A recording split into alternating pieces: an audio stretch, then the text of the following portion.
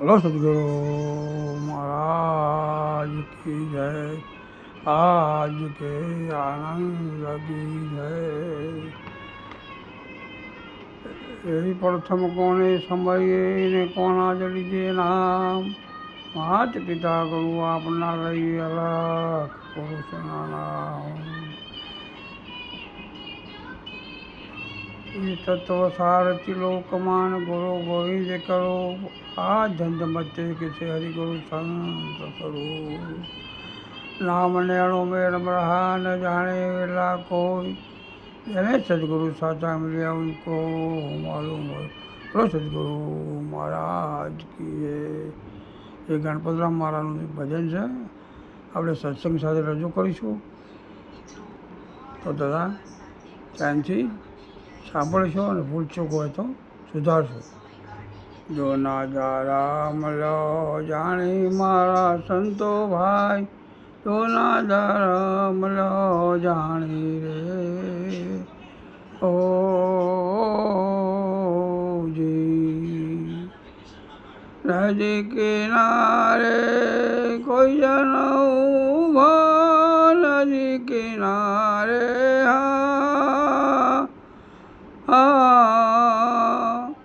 એ કોઈ જન ઉભો. તૃષ્ણા રે સમાણી મારા સંતો ભાઈ. કાં તો એનું અંગયાળ શું. કાં તો સરિતા કાણી મારા સંતો ભાઈ. જૂના ધર્મ લો જાણી રે ઓ જી. કાં તો એનું અંગયાળ શું. કાં તો સરિતા સુકાણી રે ઓ જી. શું કહે છે સંત? જૂનો ધર્મ એટલે કે આ માનવ દેહ પોતાને સ્વયં જાણવાનો મળેલો છે. જેમ કે મનુષ્ય ધર્મ એટલે કે આ મળેલ દેહ તું તારા નિજ સ્વરૂપને જાણી લે. જેમ કે નદીનું નીર બંને કાંઠે વહ્યા કરતું હોય, પણ જો કોઈ પુરુષ ત્યાં ઊભો હોય તેને તરસ લાગી હોય તો જે નદીના કોઠે આવી એક પગ અંદર મૂકી નીચે નમી ખોબોવાળી અંદર જળ ભરી પોતાના મુખ દ્વારા જળ અંદર ઉતારે તો તેની તરસ બુજાય એમ છે. પણ ઠૂંઠાની જેમ ઊભો રહે તો નદી તો તેનો ધર્મ બજાવી રહી છે, પણ પોતામાં રહેલા આળસને લીધે તે તરસ્યો રહે છે. કાં તો નદીમાં વહેણ વહી ના રહી હોય તો આમ બને તેમ પોતે સ્વયં પરમાત્મા હોવા છતાં અનુભવ નતો સદગુરુ શરણે લઈ તેમના ચરણે સંભાવ લાવી શરણો એટલે તેમનું સ્વીકારે તો પ્રાપ્તિની પ્રાપ્તિ સહેજમાં થાય છે. પછી કંઈ પણ જાણવા રહેતું નથી. પણ તેની બાજુમાં મહાપુરુષો ભજન સત્સંગનો દોર ચલાવી રહ્યા છતાં પોતનો જવાબ પુરુષાર્થ ન કરે એ અહમને મમતો મૂકે તો આવેલ અસર ગુમાવે છે. અહમને મમતો ના મૂકતો આવેલ અસર ગુમાવે છે.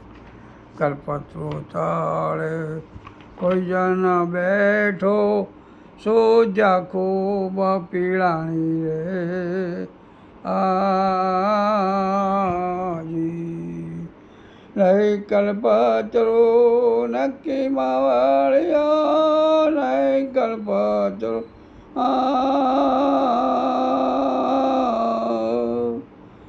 એ નક્કી માવળિયા. માંગળે ખાંભેરાણી મારા સંતો ભાઈ. જૂના ધર્મ લો જાણી રે ઓ જી.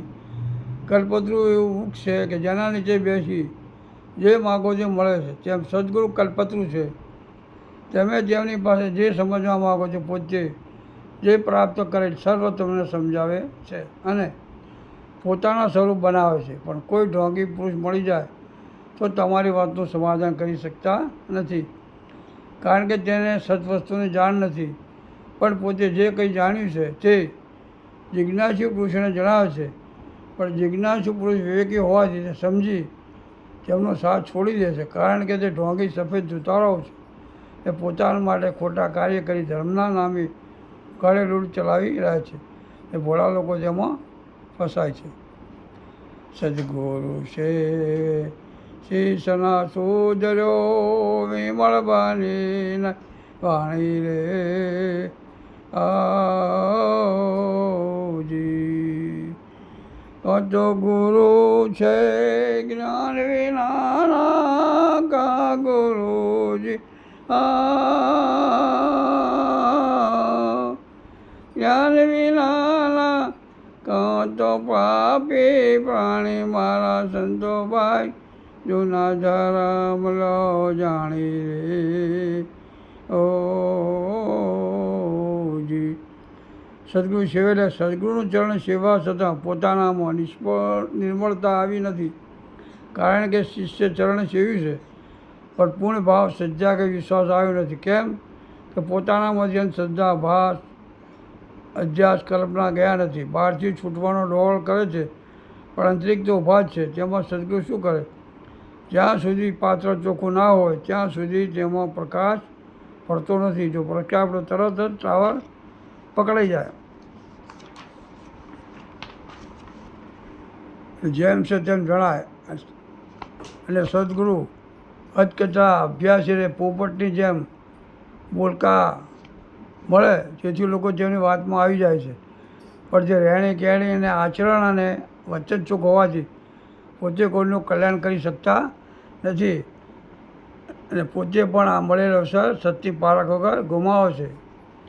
ભક્તિ કરતા ભઈ દુઃખ આવે ધીરજના ધરાણી રે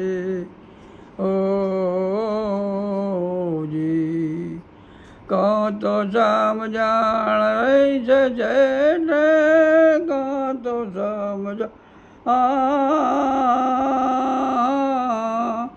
રહી છે છેટે, નહીં નામ લેવાણી મારા સંતોભાઈ જૂના ધરમ લો જાણી રે ઓજી. ભક્તિ કરતાં ભય દુઃખ આવે. એટલે ભક્તિ એટલે પ્રભુમાં પૂર્ણ ભાવના, તેની સેવાને સમર્પણ ભાવ. એ સંતો ભક્તોને સદગુરુના વચનમાં રહેવા જે સાધનમાં જે આવરણ જગતમાં આવે છે તે આવરણને દુઃખ માને તો દુઃખ છે, વાસ્તવમાં દુઃખ નથી. પણ જ્યાં સુધી યથાર્થ સમજણ પોતામાં ના આવે, શ્રદ્ધા વિશ્વાસ ડગી જાય ને ધીરજ ના રહે તો હતો ત્યાંનો ત્યાં આવી જાય છે. પણ તેવા સંજોગમાં પોતાના સદગુરુના વચનમાં અડગ રહી સર્વમાં પોતાનું સ્વરૂપ નિરખી સદગુરુ સ્થાનમાં સ્થિરતા લાવે તો ચોક્કસ નિજ નામમાં રહી સર્વમાં પોતાના દર્શન કરતાં કરતાં જેનું કાર્ય જે છે તે કરે છે તે નિષ્ઠા લાવી નિજ પદમાં સ્થિર રહે અને આ સાધનથી નિર્વાણ પદમાં ભળી જાય છે. મારી ચિંતા માણી તોય ચિંતા ચિંતાના પાણી રે ઓજી. નહીં ચિંતા માણે નક્કી પથરો, નહીં ચિંતા માણે એ નક્કી પથરો, વસ્તુ ના ઓળખોણી મારા સંતોભાઈ જૂના ધરમ લો જાણી રે ઓજી. મળે ચિંતા એટલે કે આ દેહ નવ તત્વમણીવાળો મળ્યો છે પણ બહાર દોટ મળતી નથી અને આપેલ કોને સમૃદ્ધિ થતી નથી ને રાગ દ્વેષ અહમ અને મારા તારામાં આ અવસર પૂરો થઈ જાય છે ને મળેલા મૂળદેહ પોતાના સ્વરૂપને જાણ્યા વિના અવિદ્યામાં કૂટાયા કરે છે. એ પરમ તત્વની ઓળખાણ ન થવાથી અને આ યોગે સત સ્વરૂપની અનુભૂતિ ન થવાથી વસ્તુ જેમ છે તેમ હોવા છતાં પારખ ના આવવાથી અજ્ઞાનના અને ભોગ વિલાસમાં કૂટાયા કરે છે. મળ્યું દાન પાન મોજ ન માણી કહો કરમની કેણી રે ઓજી. કાં તો ભાગ્ય બીજાનું ભર્યો, કાં તો ભાગ્ય રહ્યા બીજાનું ભર્યો, કાં તો ખોટી કમાણી મારા સંતોભાઈ જૂના ધર્મ લો જાણી રે જી.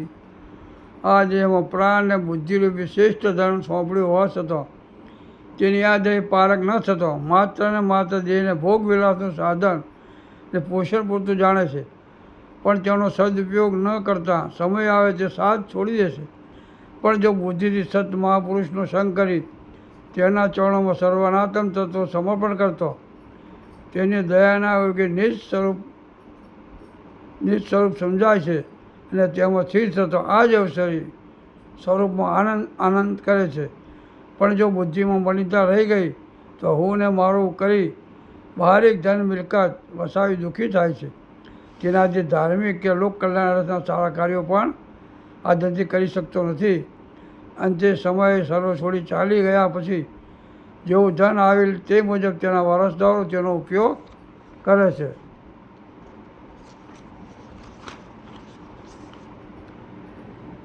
અમૃત માલ્યો પાન અમર થયો નહીં, પીવાની જોગતે ન જાણી રે જી. કાં તો ઘટમાં ગયો નહીં ભાઈ, કાં તો ઘટમાં રે એ ગયો નહીં ભાઈ, પીવામાં આવ્યો પાણી મારા સંતોભાઈ જૂના ધર્મ લો જાણી રે જી.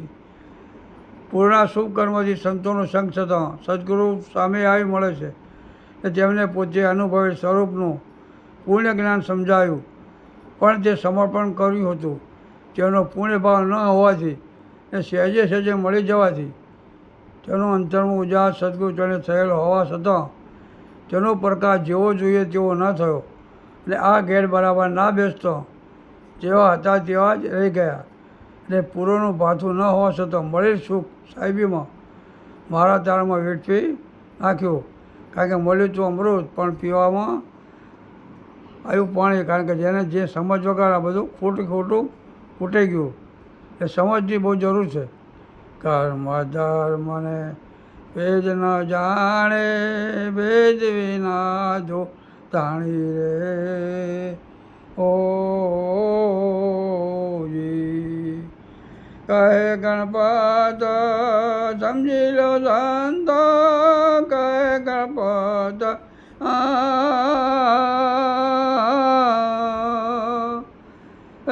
સમજી લો સંત, પૂરી રીત પ્રેમાણી મારા સંતોભાઈ જૂના ધર્મ લો જાણી રે જી. એ સંત શું કહે છે?